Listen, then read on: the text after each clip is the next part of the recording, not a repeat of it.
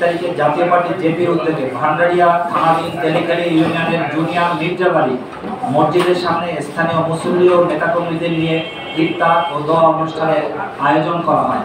সেখান থেকে ফেরার পথে পূর্ব পরিকল্পিতভাবে তেলিখালী ইউনিয়ন পরিষদের চেয়ারম্যান শামসুদ্দিনের নির্দেশনায় সাদ্দাম হোসেন হীরার নেতৃত্বে আমাদের গাড়ি বহরে অতিরিক্ত হামলা চালিয়ে 5টি গাড়ি ভাঙচুর করা হয়।